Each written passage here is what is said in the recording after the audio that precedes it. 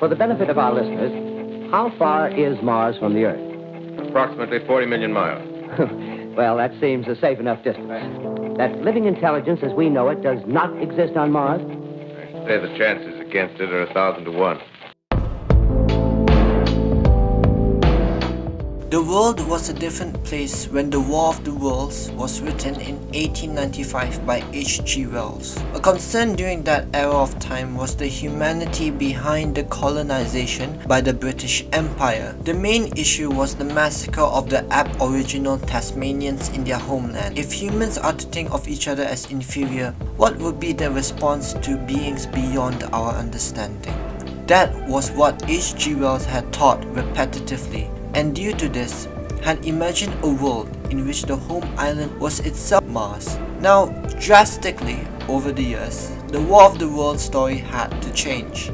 Instead of questioning the act of colonization, the 2005 War of the Worlds film is an analogy of the war on terrorism. These are common films made during the early 2000s, such as The Children of Men and Babel, as the 9/11 attacks had made an immense psychological fear of being attacked right in our homes. The fear is real, so why do these giant metallic alien robots from space terrify us so much? Well, let's take a deeper look. When you look upon the tripod, what animal do you see? Well, in the 1950 adaptation, it was designed to look as if it was a stingray. Its thin elongated body and windows that looks like its eyes. How about the 2005 version? It's simple, it just looks like a squid. But why? Yes, it is faithful to the book adaptation. But why do we find it so terrifying? Well, for one thing, squids are supposed to float in the water, not walk on land. So seeing a squid-like animal walk on land, trampling trees, built to our human minds. Not to mention how it also releases a black smoke. Squids squirt black ink as a sort of self-defense mechanism when it is in danger, or in the midst of escaping an attack. However, when a tripod releases its black smoke, it feels industrial, heavy. Now, another simple but overlooked fact is the light emitting from the tripod. It is white. White light is bright, a bit too bright, and if you notice, most of our street lamps are yellow in color. Yellow light represents warmth, safety, and comfortability. White light represents a firm and serious presence, like in the hospital for example. It is always a white light. That is something that I just noticed. The tripods are robots. Now, it is uncommon to see robots from outer space. We've seen it a million times with Transformers, Iron Giant, and Gundams. Big, giant alien robots from outer space. But this one is different. Obviously, tripods are the bad guys here. But if we take a look, the tripods are not designed in man's image. Looking upon the Iron Giant and Optimus Prime, for example, we can see they have the characteristics of a humanoid figure, a head, a torso, 2 arms, and 2 legs. However, the tripod is not. It has a domed head. This obviously traces back to the first point, in which it gives an uncanniness to the feeling of these tripods. And lastly, I would like you to listen to the horn of the tripod.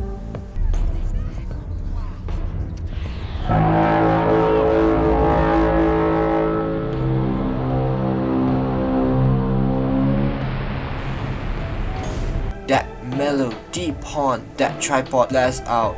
This gives you a sense of danger, a sort of mini panic even. It is the sense that a larger, antagonizing presence has entered the scene. I concluded that it actually mimics the sound of industrial machinery, and to me it reflects that of a warship horn.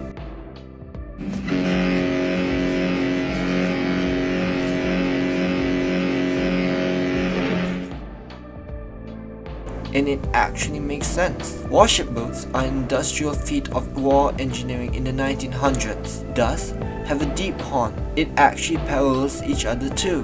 Both machines are industrial, humongous as well. Both were built for war and have an eerie presence when entering the scene. Now, this begs the question, why was the deep horn even chosen for a warship boat?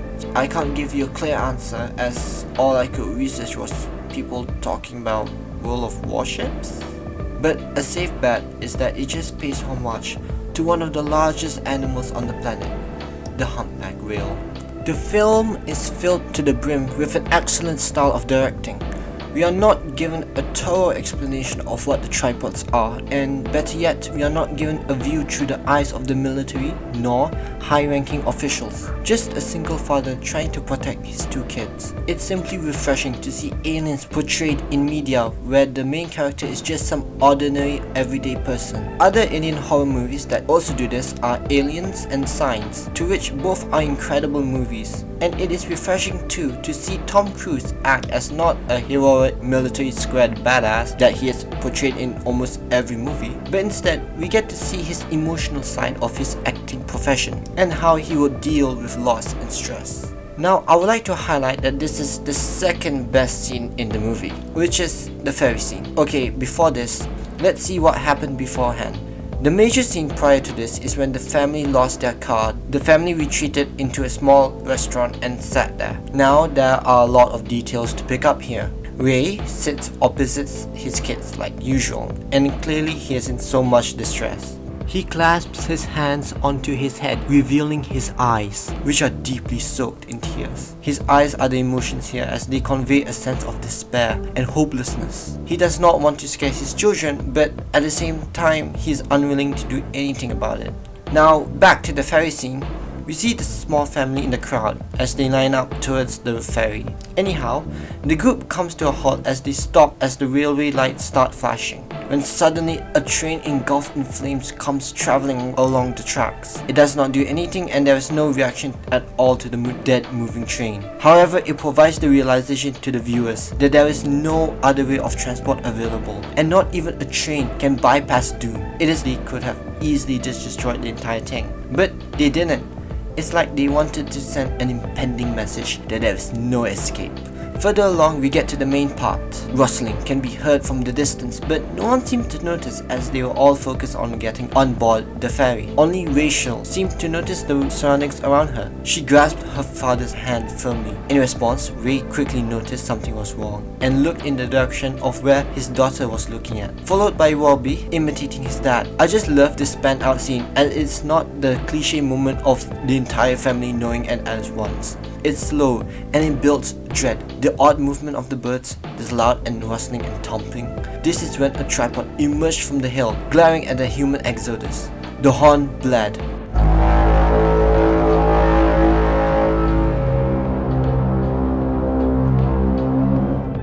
And as if it was like a herd of deer responding to the roar of a tiger, chaos quickly erupts. Two more tripods emerge at the scene to scour for humans. It gives into the fact. Fast forward, we see Ray and his children manage to safely board the ferry.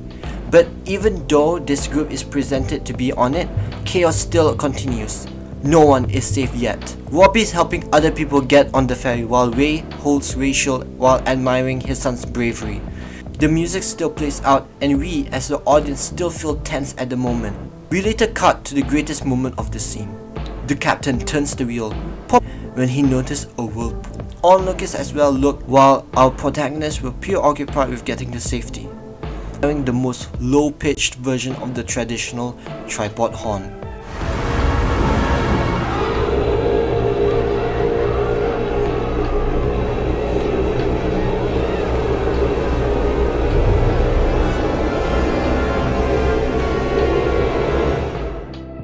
One word can only describe this moment: dreadful. The slow emergence of the tripod with its illuminating blue and white lights, its growling nature, it's the industrial might and omnipotence of the conquerors. And so far into the movie, this is the closest shot we had seen of the tripod. Continuing this scene, the family then gets submerged underwater, only to resurface and see now two tripods hovering above them, picking up scrambled humans.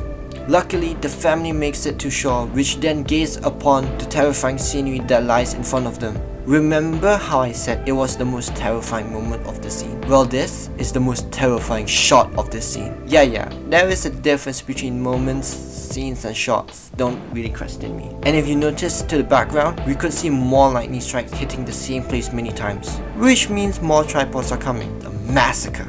And it perfectly shows that. Now to the offshore attack. 3 more tripods suddenly emerge, vaporizing the people as they move along. Now these are completely new tripods, and I do not believe that in this attack, from the hills to the ferry to the shores, these machines arrive in numbers and they reinforce in numbers as well.